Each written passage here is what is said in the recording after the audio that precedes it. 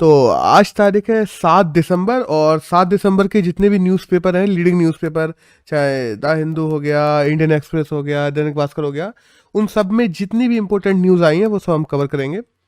तो आज द हिंदू के अगर फ्रंट पेज की बात करें तो नागालैंड में हम देखते हैं, कल हम लोगों ने बात की थी, किलिंग हो गई थी कि वहाँ पे आर्म्ड फोर्सेस को बता दिया गया था कि एक जगह नक्सलाइट्स या उग्रवादी लोग हैं, वो वहाँ पे गए, उन्होंने गोलियां चला दी और सिविलियंस मर गए।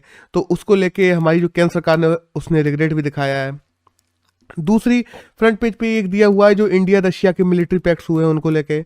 एक बिहार में पता क्या हुआ, बिहार में अभी वैक्सीनेशन की पूरी लिस्ट मांगी गई, तो उन्होंने फेक डाटा ही दे दिया। लिटरली उसमें अमिताभ बच्चन और प्रियंका चोपड़ा के नाम है कि इन लोगों ने वैक्सीनेशन बिहार में कराई है। तो इतना फेक डाटा दे दिया उन लोगों ने अपने वैक्सीनेशन जहाँ दिखाने के लिए। एक फिर जो जेडीयू ने कास्ट सेंसस की कहा उसकी न्यूज़ है, एक बाबुल सुप्रियो की न्यूज़ है, और जो दिल्ली राइट्स हुए थे उनमें एक कन्विक्ट हुआ है तो एक उसकी न्यूज़ है। तो बेसिकली अगर फ्रंट पेज पे बोलें तो जो इंडिया रशिया की न्यूज़ आई है वही इंपॉर्टेंट है कि इंडिया और रशिया के बीच में 28 एग्रीमेंट हुए हैं अलग अलग, जिनमें से कुछ एग्रीमेंट जो जरूरी हैं, जैसे AK-203 जो यूपी में बनाई जाएंगी, 60,000 AK-203 बनाने के मैन्युफैक्चरिंग प्लांट लगाने का एग्रीमेंट हुआ है।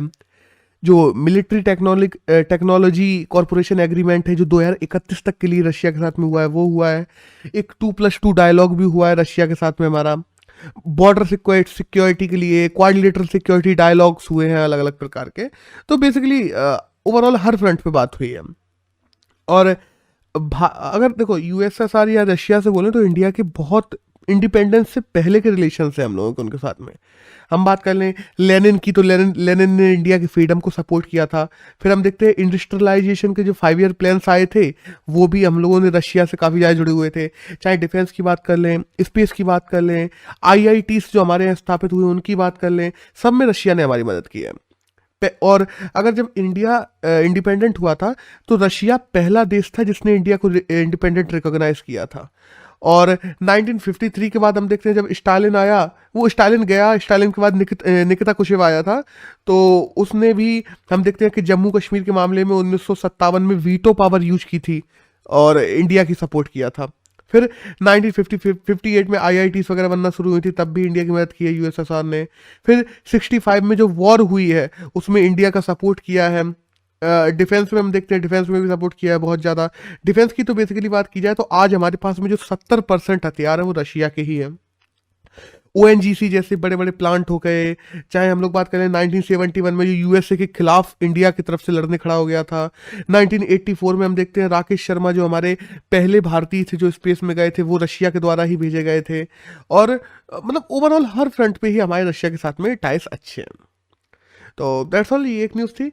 एक 7 नंबर पेज पे आज द हिंदू के एक डाटा पॉइंट आया है जिसमें बेसिकली कंपनियों के बारे में आया कि हर 5 कंपनियां जो 2018 से रजिस्टर हुई हैं, उन 5 कंपनियों में से 3 कंपनियां ही हैं जो सच में अब फाइलों में बची हैं। क्योंकि 2018 से हम देखते हैं जो डिफंक्शंस कंपनियां हैं उनको हटाने का काम शुरू कर दिया था केंद्र सरकार ने, तो बहुत सारी कंपनियां हट गई जिसमें सबसे ज़्यादा दिल्ली और हरियाणा की कंपनियां थी जो हटाई गई हैं।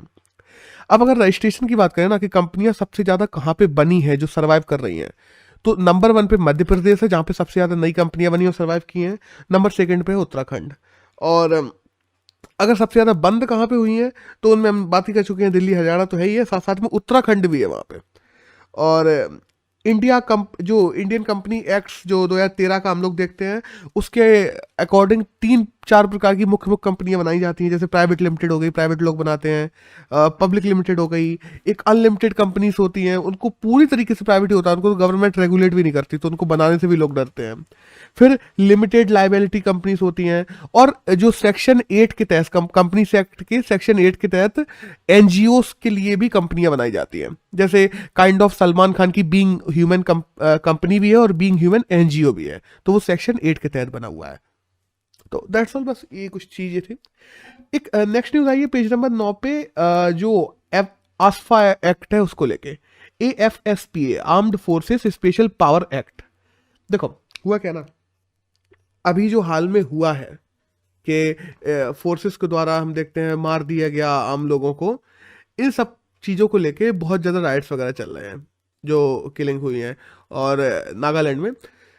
तो वो ये हुई किस वजह से है? बेसिकली आसपा एक्ट की वजह से हुई है, और आज इस पे एक एडिटोरियल भी है बाद में बाय द वे।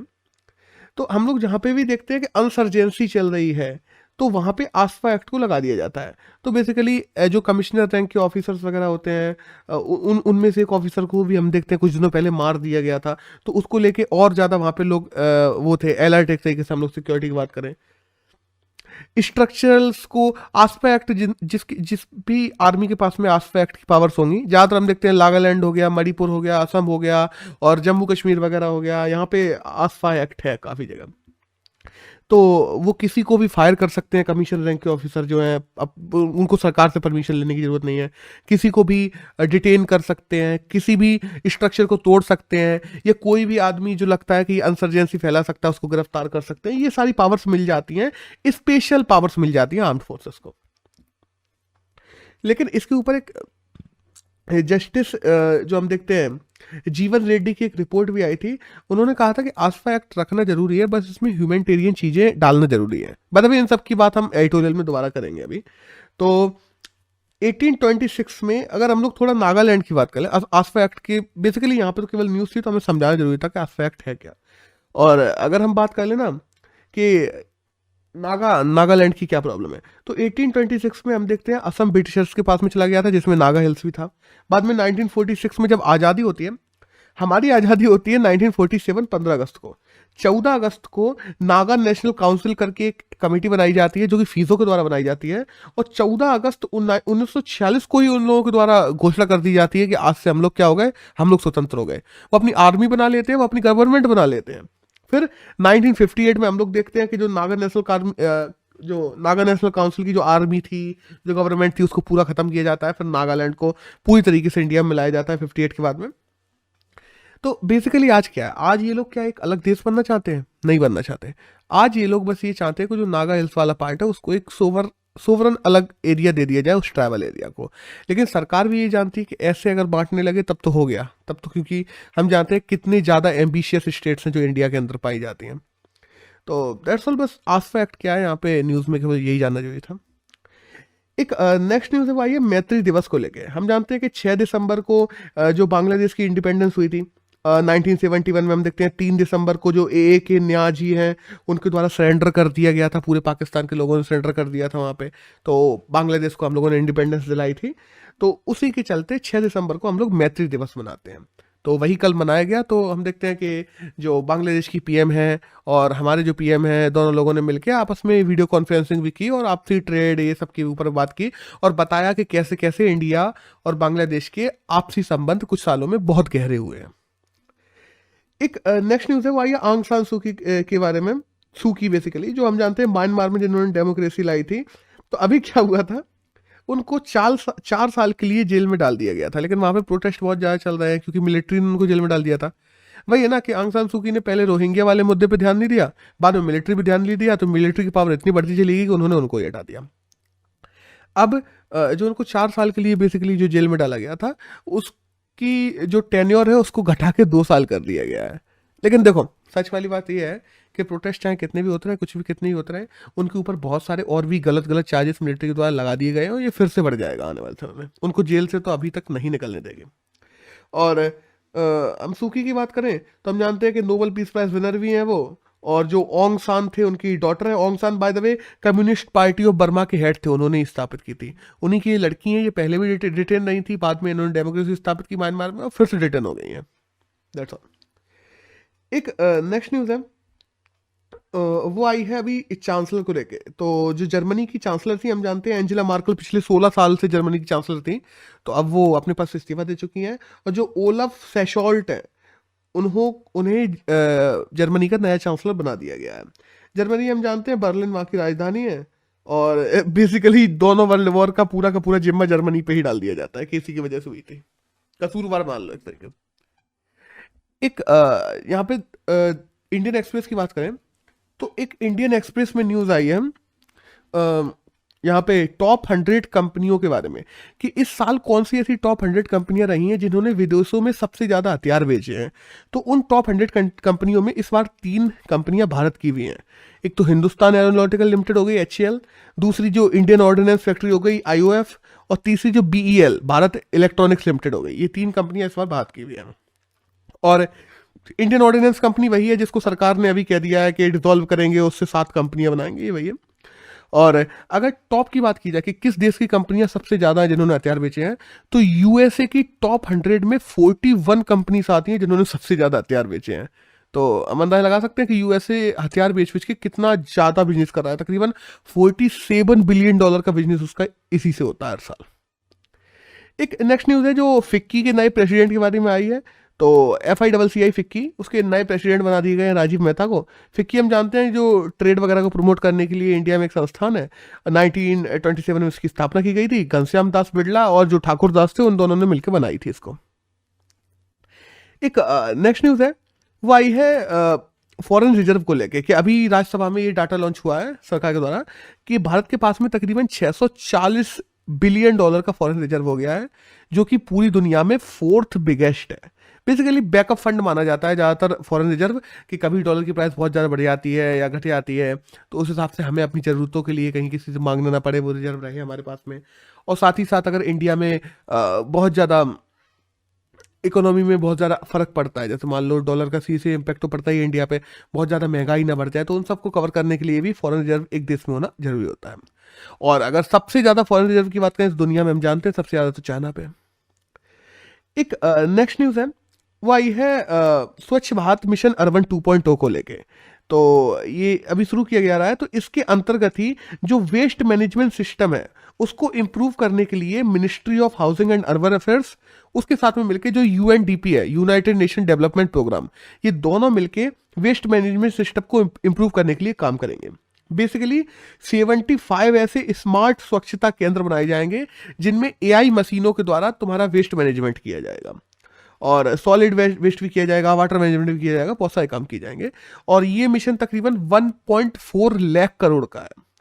और अगर बात करें तो इसमें पैसा कौन कितना देगा, तो अगर हम नॉर्थ ईस्ट स्टेट की बात करें 7 सिस्टर्स की, तो 90% पैसा केंद्र सरकार देगी, 10% वो लोग देंगे।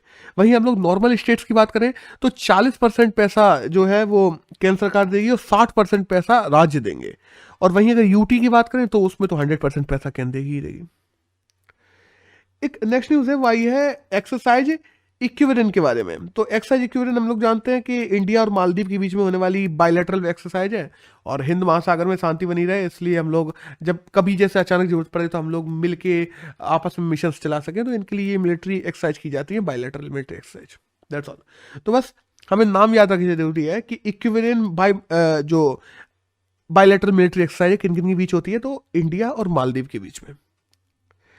एक नेक्स्ट न्यूज़ है वो ये डेविस कप को लेके। देखो डेविस कप बेसिकली टेनिस का वर्ल्ड कप माना जाता है। तो रशिया ने अभी हाल ही में डेविस कप जीत लिया है, और जो आंद्रे हैं वो वर्ल्ड मोस्ट वैल्यूएबल प्लेयर बन गए हैं। और बाय द वे अगर टेनिस के हम लोग महिला वर्ल्ड कप की बात करें, क्योंकि टेनिस का पुरुषों का वर्ल्ड कप तो डेविस वर्ल्ड कप माना जाता है, डेविस कप, और महिला जो कप है वो बिली जीन किंग कप माना जाता है टेनिस का ही। तो दैट्स ऑल। अगर न्यूज़ की बात करें तो न्यूज़ तो इतनी थी। यहाँ से हमारे एडिटोरियल शुरू होते हैं। तो आज एक जो एडिटोरियल आया है वो है नागालैंड के बारे में। देखो नागालैंड में सिविलियन मारे गए हैं, गलती से मारे गए हैं सेना के द्वारा, सबको पता है। अभी हुआ क्या था, कुछ दिनों पहले कर्नल को मार दिया गया था वहाँ के जो उग्रवादी ग्रुप है उनके द्वारा। तब से ये सब लोग हाई अलर्ट पे थे, और जैसे ही इन लोगों को कुछ पता पड़ा, इन लोगों ने वहाँ पे आसफा का यूज किया और वहाँ पे जाके लोगों पे गोलियां चला दी। बाद में पता पड़ा वो लोग सिविलियन थे। अब इस पर जांच कमेटी वगैरह बैठेगी, वो सब तो बात हो ही रही है। अब जो हम AFSP आसफा एक्ट की बात करते हैं, armed force special power act, basically सबसे बड़ा कारण इसी को ही माना जा रहा है, और वहां मांग हो रही है कि आसफा एक्ट को पूरी तरीके से हटा दिया जाए। अब देखो इसमें प्रॉब्लम क्या क्या है। आसफा एक्ट का फेलियर है, बिल्कुल है। दूसरा इंटेलिजेंस फेलियर भी है, क्योंकि तुम लोगों ने जानकारी ही गलत दी थी। इसमें सब गलतियां उनकी थोड़ी, उनको पता पड़ा जानकारी इसमें है तो उन्होंने जाकर गोली चला दी। अब जब तुम्हारी इन्वेस्टिगेशन एजेंसी ही गलत जानकारी दे रही तो इंटेलिजेंस फेलियर भी है। और एक हम देखते हैं ट्रस्ट डेफिसिएट भी है, कि जनता कभी भी चाहती ही नहीं है कि वो सही जानकारी दे किसी इन्वेस्टिगेशन एजेंसीज को या और लोगों को। तो ये बात हमारे कल गृह मंत्री के द्वारा भी कही गई बाय द वे, कि ट्रस्ट डेफिसिएट भी है जनता और सरकार के बीच में। तो आसफा एक्ट जो 1958 में आया था, देखो वो कैसे सही और कैसे गलत है और क्या किया जा सकता है, इन सब की बात की गई है इस एडिटोरियल में।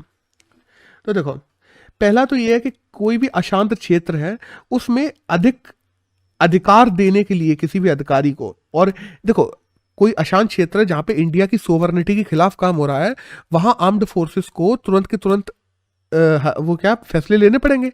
और जब अगला बंदूक से बात कर रहा है तो तुम्हें वहां पे कई बार आर्म्ड चीजों का भी उपयोग करना पड़ सकता है, और हर एक चीज के लिए केंद्र सरकार या सरकारों से परमिशन लेने नहीं जाया जा सकता। इसीलिए आसफा लागू किया जाता है अलग अलग अशांत क्षेत्रों में, जिससे वहां की जो आर्म्ड फोर्सेस है वो खुद से फैसला ले सके। अब यहां पे मुद्दा ये भी आता है कि ठीक है, मतलब शॉर्ट वॉर, एक छोटी वॉर का अधिकार एक तरीके से तुमने आर्मी को दे दिया। और आसफा एक्ट बाय द वे पूरी तरीके से फ्री नहीं है। अगर आर्मी ने कहीं पे आसफा एक्ट के तहत कुछ किया भी है तो उसको पूर्णतः अधिकार है सरकार को कि वो इंक्वायरी भी कर सकती है कि इसने सही किया था कि नहीं किया था। ठीक है, ये तो हो गया आसफा एक्ट के प्रोस। अब हम लोग देखते हैं कॉन्स क्या है आसफा एक्ट के। तो देखो, ह्यूमन राइट्स के कई बार जो अलग अलग हैं वायलेशन होते रहते हैं आसफा एक्ट को लेके, क्योंकि हम देखते हैं कि वहाँ पे आर्मी को खुली छूट मिल जाती है, वो गिरफ्तारियां भी करती है, सर्च भी चला देती है, लोगों के घरों में घुस जाती है। अभी हम देखते हैं, चाहे हम लोग मनोरमा देवी केस की बात करें, कश्मीर में जाके देख लें, शोपोर जो रेप केस हुआ था उन सब में बात करें, और आज हम लोग नागालैंड में देखते हैं, इन सभी में आसफा फेल हुआ है। वही हम बात करें कि तुम लोग आसफा के खिलाफ, जैसे मान लो आर्म्ड फोर्सेस ने कुछ किया है, तो तुम कोर्ट में नहीं जा सकते, तुम सरकार के पास में जाओगे। अब वहां की सरकार के पास में पूरी ये पावर है कि उन लोगों के खिलाफ कोई चार्जशीट चलनी है या कुछ होना है या नहीं होना है, तो मतलब कोर्ट इसमें इंटरवीन भी नहीं कर सकती।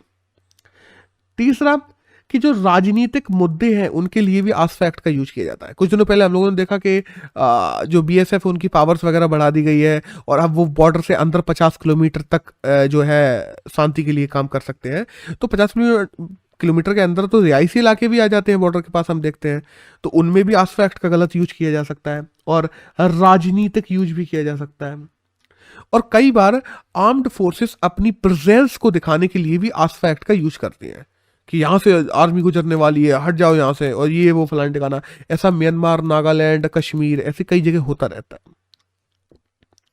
तो ओवरऑल सिविलियंस इससे काफी परेशान होते हैं, सीधी सी बात है। सिविलियंस की गलती थोड़ी है। तुम्हें आसफा एक्ट की जो पावर्स दी गई हैं वो इसलिए दी गई हैं कि तुम इसका सही उपयोग करो, और जो जहाँ पे रेडिकल चीजें हो रही हैं उन सबको रोको, ना कि तुम सिविलियंस के राइट्स को छीनोगे। अब यहां पे जरूरी क्या है कि आसफा एक्ट को कैसे ज्यादा ह्यूमैनिटेरियन बनाया जा सकता है। तो जरूरी ये है, इसमें कुछ जो ऑथर के द्वारा एडिटोरियल में वो भी दिए गए हैं कि कैसे क्या किया जा सकता है। देखो, सिविलियन जो गवर्नमेंट है, जो वहां की गवर्नमेंट है, देखो आसफा एक्ट कहीं पे भी लागू करना है, कौन करती है? होम मिनिस्ट्री ने कह दिया आज से नागालैंड में आसफा एक्ट लागू, तो वहां की आर्म्ड फोर्स कुछ भी करने लगेंगी। तो वहां की जो लोकल गवर्नमेंट है उसका भी इनपुट लेना जरूरी है जब कहीं पे भी आसफा एक्ट लागू किया जाए। दूसरा, कोई भी चीज, कोई भी मिशन चलाया जाता है, हर मिशन की एक इन्वेस्टिगेशन होना जरूरी है, और उस इन्वेस्टिगेशन की जो जांच है वो 72 घंटे के अंदर पूरी होके आ जाए कि ये यहाँ पे अगर आसफा एक्ट के तहत कुछ किया है मिलिट्री ने तो वो क्यों किया है। जैसे काइंड ऑफ वीडियो टेप बना सकती है मिलिट्री। हम लोग देखते हैं जो ऑपरेशन चलते हैं, जैसे इजराइल की मिलिट्री करती है, कि आम जनता को लागू नहीं मतलब आम जनता को जारी नहीं किया जाता वो टेप, कि ऐसा नहीं कि यूट्यूब पर डाल दिया, लेकिन हेलमेट में छोटा सा कैमरा लगा होता है, उससे वो लोग अगर कोई मिशन चलाते हैं तो उसको रिकॉर्ड भी कर लेते हैं। तो उससे किसकी जवाबदेही है और वहां पे क्या हुआ था, इस चीज के ऊपर और क्लियरिटी आ जाती है। ये किया जा सकता है। कई बार आसफा एक्ट का हम लोग देखते हैं, आसफा एक्ट जब भी आसफा एक्ट का यूज किया जाता है ज्यादातर लोगों को मार ही दिया जाता है उसमें। तो आसफा एक्ट में जिंदा पकड़ने की भी कोशिश की जानी चाहिए, क्योंकि यहाँ पे हम देखते हैं ना, जैसे एक गाड़ी को उन लोगों ने घेरा था चारों ओर से, उसमें सिविलियंस थे, उनके पास में हथियार नहीं थे। आर्मी चाहती तो उनको पकड़ सकती थी, लेकिन आर्मी ने सीधे गोलियां चला दी उस गाड़ी पे। ये जो है ना कि उन्हें कोई इंसेंटिव नहीं मिल रहा उनको जिंदा पकड़ने का, ये इंसेंटिव दिया जाना चाहिए आर्मी को कि हाँ, अगर तुम लोग आसफा एक्ट के तहत किसी जब पकड़ोगे तो तुम्हें ऑटोमेटिक पता पड़ जाएगा ना कि सिविलियन है कि कौन है। पकड़ने के लिए इंसेंटिव दिया जाए आर्मी को। आर्मी जो कही है ना कि आर्मी के साथ साथ सिविलियंस के अधिकारों को भी ध्यान में रखा जाए, और जस्टिस जीवन रेड्डी की जो रिपोर्ट थी उसमें भी यही कहा गया था कि आर्मी और सिविलियंस के अधिकारों को साथ में रखा जाएगा, तभी एक अच्छे डेमोक्रेटिक बिहेवियर को फॉलो किया जा सकता है। आसफा एक्ट जरूरी है, no doubt, but Aseefa act के साथ साथ में एक ह्यूमैनिटेरियन अप्रोच भी जरूरी है। तो दैट्स ऑल इस एडिटोरियल में तो यही था। एक नेक्स्ट एडिटोरियल आया है, वो आया है माल न्यूट्रिशन को लेके, कैसे माल न्यूट्रिशन खत्म किया जा सकता है, अभी क्या हो रहा है और क्या होना चाहिए। देखो, हम जानते हैं 48% बच्चे हैं जो माल न्यूट्रिशन से जूझ रहे हैं इंडिया में, 68% बच्चे हैं जो एनीमिया से जूझ रहे हैं। अभी नेशनल फैमिली हेल्थ सर्वे आया, उसमें ये सब लिखा हुआ है। उसके बाद में हम देखते हैं कि आंगनवाड़ी से उनका कोई डाटा कंपेयर करो तो मैच ही नहीं खाता, डाटा में इतना डेफिशिएट है। न्यूट्रिशियस वैल्यूज की कमी होती जा रही है। हम बात करना क्वालिटी फूड बच्चों को देना, साथ साथ में क्वांटिटी भी देना, और साथ साथ में टाइमली भी देना, उन पे सही समय भी पहुंचना जरूरी है। वो फूड क्वालिटी, क्वांटिटी और टाइमली, ये तीनों मिलेगा तब तो माल न्यूट्रिशन से सामना कर सकते हो। देखो, कई बार कुपोषण के सामाजिक कारण भी होते हैं, जैसे मान लो कहीं जगह से अंडे बांटे जा रहे हैं स्कूल में, तो कई लोग हैं जो अंडे नहीं खाते हैं, कई लोग प्रेफर नहीं करते कि हमारे बच्चों को अंडे खिलाया जाए, तो उनको डाइवर्सिफाई करके कोई दूसरा फूड दिया जाए, ये सब किया जा सकता है। और एक चीज याद रखना, माल न्यूट्रिशन ज्यादातर जिन बच्चों में पाया गया है उनमें तकरीबन 75% बच्चों की जो माताएं हैं वो पढ़ी लिखी नहीं है। बच्चों की माताओं को पढ़ाना, उनके प्रति अवेयरनेस लेके आना माल न्यूट्रिशन के प्रति कि कैसे एक न्यूट्रिशियस वैल्यू दी जा सकती है बच्चों को, वो जरूरी है।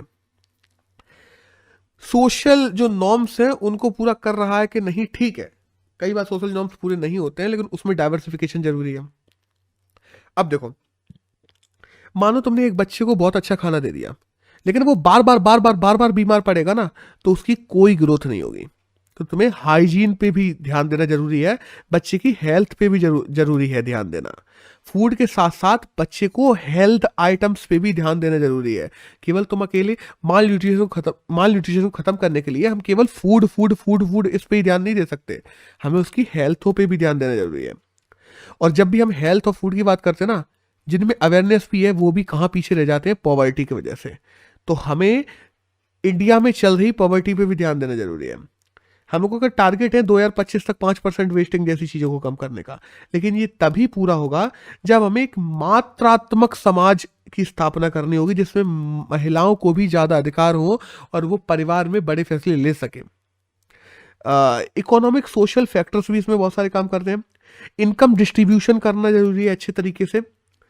हमें पैदा होने से पहले ही गर्भवती महिला पे ध्यान देना जरूरी है, बच्चे पे ध्यान देना तभी से जरूरी है, वरना वो बच्चा कुपोषित ही पैदा होगा। आयरन, फॉलिक एसिड जो बेसिकली खून वगैरह बनाता है बच्चों में, इनकी गोलियां वगैरह बांटना जरूरी है। इंस्टीट्यूशनल डिलीवरी पे जोर देना जरूरी है, कि मतलब ऐसा नहीं है कि घर में डिलीवरी चल रही है, नहीं, हर बंदा हॉस्पिटल जाए, हर गर्भवती महिला हॉस्पिटल जाए, वहां पे इंस्टीट्यूशनल डिलीवरी हो। अर्ली ब्रेस्ट फीडिंग, जिस पे कई जगह ध्यान नहीं दिया जाता है, अर्ली ब्रेस्ट फीडिंग पे जरूरी है, क्योंकि वो बच्चे में काफी हद तक जो पोषण तत्व होते हैं उनको पहुंचा देता है। टाइमली और एज एप्रोप्रिएट खाना, कि हाँ ये बंदा है, इसको इतने न्यूट्रिएंट्स की जरूरत है, उसको उसके एज के एप्रोप्रिएशन में वो सब चीजें पहुंचाना जरूरी है।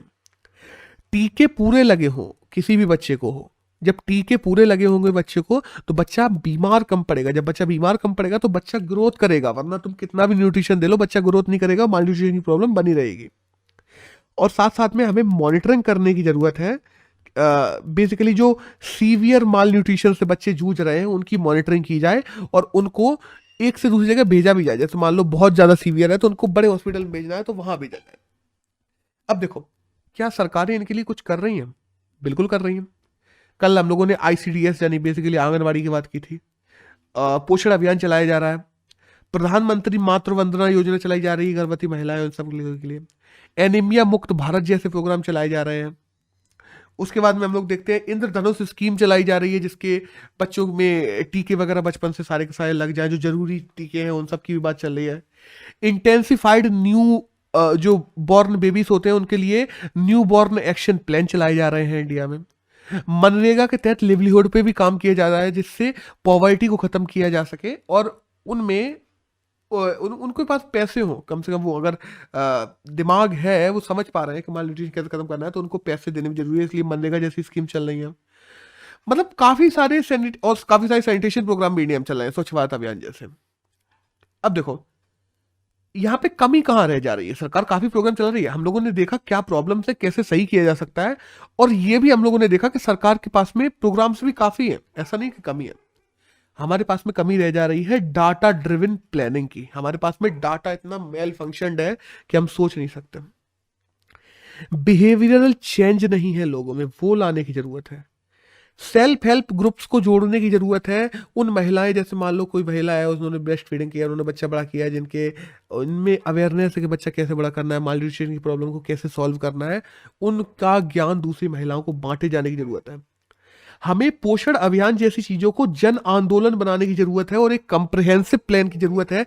ये सारी जो मैंने स्कीमों के नाम लिए ना, ये अलग अलग अलग अलग तरीके से चल रही है। इन सबको आपस में जोड़े जाने की जरूरत है। जब ये आपस में लिंक्ड होंगी ना, तब ये एक बच्चे के लिए कंप्रिहेंसिव प्लान के रूप में काम कर पाएंगे और वो माल न्यूट्रिशन से बाहर आ पाएगा। हम मिड डे मील देखते हैं, आंगनवाड़ी देखते हैं, सोशियो पॉलिटिकल जो रीच है उसको खत्म करने की बात करते हैं। पीडीएस मतलब बेसिकली जो सस्ता धान गेहूं ये सब बांटा जाता है 1 रुपए 2 रुपए पे, ऐसी स्कीम्स की बात करते हैं। One nation one ration card जैसी स्कीमें हमारे देश में इंप्लीमेंट करने की और जल्दी जरूरत है। मॉनिटरिंग ब्यूरोस बनने चाहिए जो इन ऐसे माल न्यूट्रिशन बच्चे हैं उन लोगों को मॉनिटरिंग कर पाए, और ये सब मिलकर एक कंप्रिहेंसिव प्लान के रूप में ही हमारे देश में बच्चों के अंदर जो माल न्यूट्रिशन की प्रॉब्लम जो लगातार ग्रो कर रही है, हम लोग कम करने की कोशिश कर रहे हैं, जो ग्रोथ करती जा रही है, उसको कम कर पाएंगे हम लोग तब जाके। तो दैट्स ऑल। अगर आज की बात करें 7 दिसंबर की, तो यही करंट था जो हमारे एग्जाम में जाने के लिए जरूरी था। That's all.